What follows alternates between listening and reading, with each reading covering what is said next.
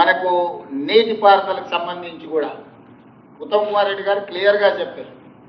మీరు వచ్చే నీరును ఒడిసిపట్టుకోవాలి, ఒడిసిపట్టుకున్న నీరును సరైన విధంగా వినియోగించుకోవాలా. నీళ్లు ఇరవాలి, ఎవరు ఫోర్స్ చేస్తే అట్లా కాకుండా రేషనలైజ్ చేసి ఏం అవసరం ఉంది. ఎందుకంటే జూలైలో 21% మైనస్ వర్షపాతం ఉంది.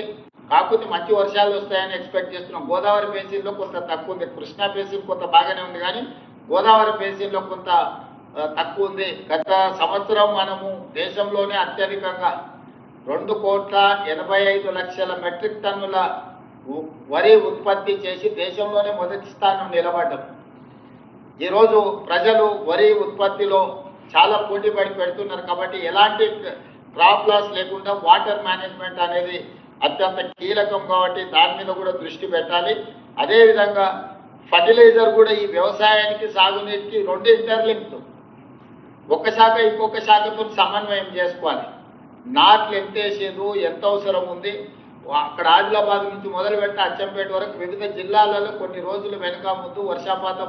గోదావరిలో ఆగస్టులో నీళ్ళు వస్తాయి నార్మలీ, కృష్ణాలో కొంచెం ముందు వస్తాయి.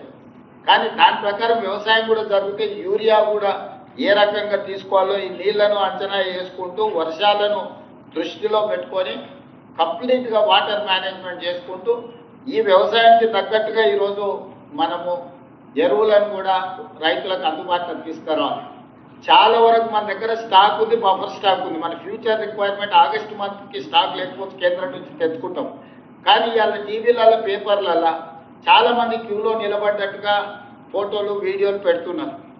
ప్రజలని ఎరువులు దొరకడం లేదని ఒక ఆర్టిఫిషియల్ షార్టేజ్ క్రియేట్ చేసి లేదా ప్రజల్ని సోషల్ మీడియాలో భయపెట్టి ఎరువులు అయిపోతున్నాయి, ఎరువులు దొరకడం లేదని జనాలు ముందస్తుగానే షాప్ 10 గంటలకు తెరిస్తే 7 గంటలకి వచ్చి జనాలు నిల్చునే పరిస్థితి కల్పిస్తున్నారు.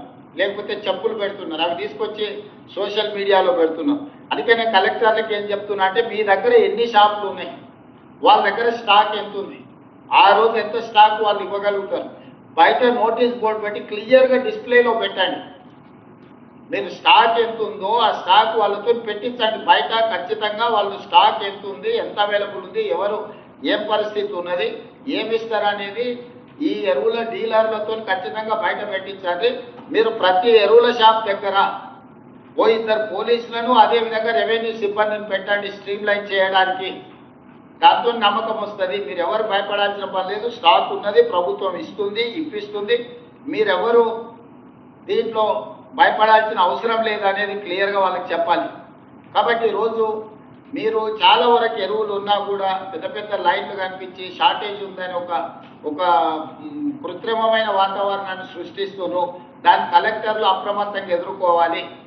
మీ ప్రాంతంలో ఉన్న మీ కలెక్టర్ పరిధిలో ఎన్ని షాపులు ఉన్నాయి, ఎక్కడ ఉన్నాయి, దాని యజమానులు ఎవరు, వాళ్ళ ఫోన్ నెంబర్లు ఏంటి, అక్కడ ఉన్న స్టాక్ ఏంటి, మొత్తం మీ దగ్గర ఆన్లైన్లో ఉండాలి. అక్కడ బయట వాళ్ళకు బోర్డు పెట్టి బోర్డులో వాళ్ళతోని రాపించి ఇంత స్టాక్ ఉంది మేము ఇస్తామని చెప్పి మీరు మొత్తం డిస్ప్లే పెట్టి ప్రజలకు అందుబాటులో పెట్టాలి. దాంతో ఏంటంటే ఎవరైనా అబద్ధాలు ప్రచారం చేయదలుచుకున్నా బోర్డు ఉంటే అది జనాలకు అర్థమవుద్ది. ఓహో ఇక యూరియా ఉన్నది లేకపోతే ఇతర ఎరువులు ఉన్నాయి, సమస్య లేదు, మేము స్టాక్ ఎప్పుడు వచ్చినా తీసుకోవచ్చు అని. కాబట్టి బయట విజిబుల్గా వాళ్ళతోని బోర్డు పెట్టించే ప్రయత్నం చేసి ప్రజలకు ఎప్పటికప్పుడు చేయాలి. దాన్ని పర్యవేక్షించడానికి కూడా మీరు స్థానిక రెవెన్యూ అధికారులను పోలీస్ సిబ్బందిని కూడా వినియోగించుకోండి రేషన్ ఈ ఫర్టిలైజర్ షాప్ల దగ్గర. లేకపోతే ఏమైందంటే ఇది ప్రాబ్లం అవుతుంది. అదేవిధంగా ఈ ఎరువుల డైవర్షన్ మన మేము జేపీ నడ్డా గారిని కలిసినప్పుడు వారు ఒక అబ్జర్వేషన్ చెప్పిండ్రు. 20-25% ఎరువులు వ్యవసాయం కాకుండా ఇతర కార్యక్రమాలకు డైవర్ట్ అవుతున్నాయి. ముఖ్యంగా డీజిల్ దీంట్లో పొగ తగ్గించడానికి, పొల్యూషన్ తగ్గించడానికి ఈ సబ్సిడీ ఎరువులను వాడుతున్నారు, యూరియాను వాడుతున్నారని వారు చెప్పిండ్రు. కాబట్టి కలెక్టర్లకు ఈ డైవర్స్ అయ్యేదాన్ని లేదా పక్క రాష్ట్రాలకు బార్డర్ రాష్ట్రాలు మహారాష్ట్ర సరిహద్దులో ఉండేవాటికి కానీ కర్ణాటక సరిహద్దులో కూడా పోలీసులను కొంత అప్రమత్తం చేయాలి, అక్రమ రవాణా జరగకుండా. ఈరోజు ఇతర వ్యాపారాలకు కమర్షియల్లో కొనుక్కోవాల్సిన యూరియా ఈరోజు సబ్సిడీలో అగ్రికల్చర్కి ఇచ్చే యూరియాని వాళ్ళు దారి మళ్లిస్తున్నారని చెప్పి కేంద్ర మంత్రి మాకు చెప్పడం జరిగింది. తెలంగాణ రాష్ట్రంలో అట్లా 20-30% దారి మళ్లుతుందని చెప్పి కేంద్ర మంత్రి గారు మాకు చెప్పారు. మేము రేపు నేను ఉత్తమ్ కుమార్ రెడ్డి గారు పోయి కలిసినప్పుడు. సో ఈ సందర్భంగా ఇప్పటివరకు నేను అది నోటీస్ చేయలేదు, అధికారులు కూడా నోటీస్ చేసినో లేదో నాకు తెలియదు. నేను క్లియర్గా కేటగారికల్ ఇన్స్ట్రక్షన్స్ ఇస్తున్న కలెక్టర్లకి తక్షణమే వ్యవసాయాన్ని కాకుండా ఇతర వ్యాపార అవసరాలకు యూరియా ఎవరు దారి మళ్లించినా కఠినంగా వ్యవహరించండి, క్రిమినల్ కేసులు పెట్టండి. ఎవరున్నా కూడా ఎవరిని స్పేర్ చేయాల్సిన అవసరం లేదు.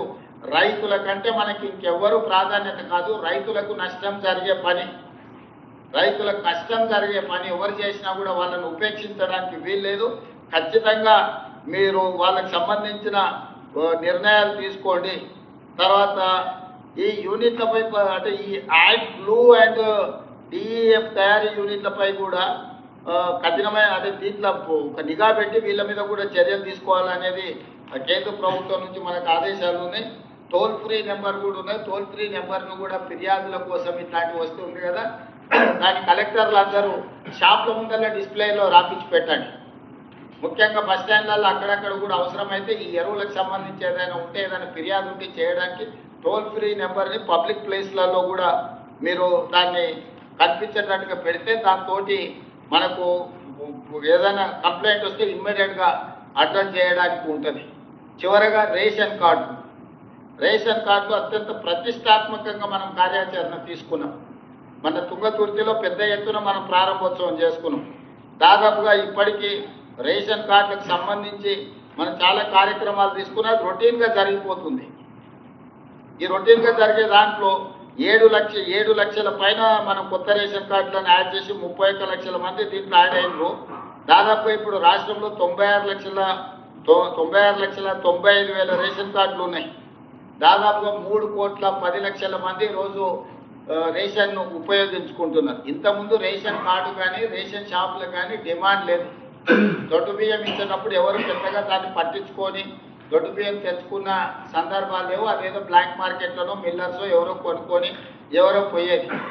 ఇప్పుడు ప్రభుత్వం పౌర సరఫరాల శాఖ ప్రజలకందరికీ సన్న బియ్యం ఇవ్వాలని డిసైడ్ చేయడంతో ప్రతి వాడు ఖచ్చితంగా సన్న బియ్యం తీసుకుంటున్నాడు. ప్రతి మనిషికి 6 కిలోల చొప్పున 3,10,00,000 మందికి ఈరోజు తెలంగాణ రాష్ట్ర ప్రభుత్వం సన్న బియ్యం ఇస్తుంది. నిన్న మొన్న పౌర సరఫరాల శాఖ 3 నెలలకు ఒకేసారి సంబంధించిన రేషన్ ఇచ్చింది. దాంతో రేషన్ కార్డులకు విపరీతమైన డిమాండ్ పెరిగింది. 1 కొత్త రేషన్ కార్డులు, 2 ఉన్న పాత రేషన్ కార్డులలో పేర్లు తొలగించడం, పేర్లు చేర్పించడం, ఇవి ప్రధానమైన అంశాలు. వీటికి సంబంధించి పూర్తి స్థాయిలో కార్యాచరణ తీసుకోవాలి. అందరి సమస్యలను అడ్రస్ చేయాలి. జిల్లా కలెక్టర్లకు ఈ 25th నుంచి వచ్చే నెల 10 తారీఖు వరకు జిల్లా కలెక్టర్లకు, శాసనసభ్యులకు, జిల్లా ఇన్ఛార్జ్ మంత్రులకు కార్యాచరణ ఇది. ఈ నెల 25 తారీఖు నుంచి వచ్చే నెల 10 తారీఖు 15 రోజులు అన్ని మండల కేంద్రాలల్లో ఖచ్చితంగా రేషన్ కార్డ్స్ డిస్ట్రిబ్యూషన్ కార్యక్రమం తీసుకోవాలి. అధికారికంగా అన్ని నియోజకవర్గాలలో ఉన్న మండల కేంద్రాలలో అధికారిక కార్యక్రమాలను తీసుకొని స్థానిక శాసనసభ్యులను తప్పకుండా అందులో భాగస్వాములను చెయ్యాలి. రెండవది, ఉమ్మడి జిల్లాలకు ఇన్ఛార్జ్ మంత్రులు ఎవరైతే ఉన్నారో ఒక్కొక్క నియోజకవర్గానికి ఒక ప్లేస్లో వాళ్ళు ఖచ్చితంగా అటెండ్ కావాలి రేషన్ కార్డుల పంపిణీ కార్యక్రమంలో. జిల్లా ఇన్ఛార్జ్ మంత్రులు కూడా ఫర్ ఎగ్జాంపుల్ మహబూబ్ నగర్ జిల్లాలో 14 అసెంబ్లీలు ఉన్నాయి. ఆ జిల్లా ఇన్ఛార్జ్ మంత్రి గారు ప్రతి అసెంబ్లీలో ఒక మండలం ఒక దగ్గర ఎక్కడో ఒక దగ్గర అంటే 14 ప్రోగ్రాంలు జిల్లా ఇన్ఛార్జ్ మంత్రి గారు ఖచ్చితంగా అక్కడ పార్టిసిపేట్ చేయాల్సిందే. ఆ కార్యక్రమాలని కలెక్టర్లు కోఆర్డినేట్ చేసుకోవాలి. ఒక నియోజకవర్గం 2-3 జిల్లాలలో కూడా ఉంటుంది కాబట్టి ఎక్కడ పెడుతుందో ఒక దగ్గర పెట్టినప్పుడు రెండో కలెక్టర్కు వాళ్ళు ఇంటిమేషన్ ఉండాలి, కోఆర్డినేషన్ ఉండాలి. ఈ కోఆర్డినేషన్ చేయాల్సింది, ఇన్స్ట్రక్షన్ ఇవ్వాల్సింది, ఇది ఏ మండలంలో పెడితే బాగుంటుందో నిర్ణయం తీసుకోవాల్సింది కూడా ఇన్ఛార్జ్ మినిస్టర్. లోకల్ ఎమ్మెల్యేని అడిగి వాళ్ళు ఎక్కడ అడుగుతారో అట్లీస్ట్ నియోజకవర్గానికి ఒక దగ్గర ఇన్ఛార్జ్ మినిస్టర్ పార్టిసిపేట్ చేస్తే ప్రజలకు పూర్తిగా సమాచారం చేరుతుంది, ప్రభుత్వం రేషన్ కార్డు ఇస్తుంది అని. దాన్ని పూర్తి స్థాయిలో డిజిటల్ కార్డు వచ్చడానికి సమయం పడుతుంది కాబట్టి ప్రింటెడ్ కార్డు ఇచ్చి ఒక మంచి కార్యక్రమాన్ని ప్రజలకు అందుబాటులో తీసుకొని రావాలి. ఈ సందర్భంగా కలెక్టర్లు అన్ని మండలాలు తిరగాల్సిందే. ప్రతి మండలంలో రేషన్ కార్డుల పంపిణీ కార్యక్రమంలో స్థానిక ఎమ్మెల్యేతో పాటు కలెక్టర్లు, అడిషనల్ కలెక్టర్లు, పాల్గొనాలి.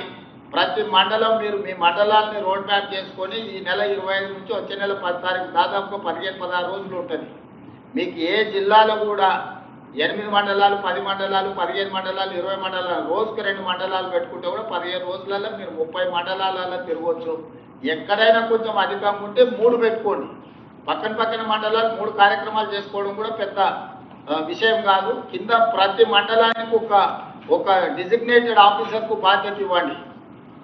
అదే రెవెన్యూ ఆఫీసరా, ఎంఆర్ఓ, తహసీల్దారా, లేకపోతే ఎవరిని ఇస్తారో ప్రతి మండలానికి ఒక అధికారిని ఇచ్చి ఆ మండలంలో ఎన్ని కార్డులు ఇస్తుండ్రు, కొత్త ఎన్ని ఇస్తుండ్రు, పేర్ల తొలగింపు, పేర్ల కొత్తగా నమోదు చేసుకునే అన్ని డీటెయిల్స్ కూడా అక్కడ వాళ్ళకి చెప్పాలి, ప్రజలకు వివరించాలి కార్యక్రమం తీసుకొని.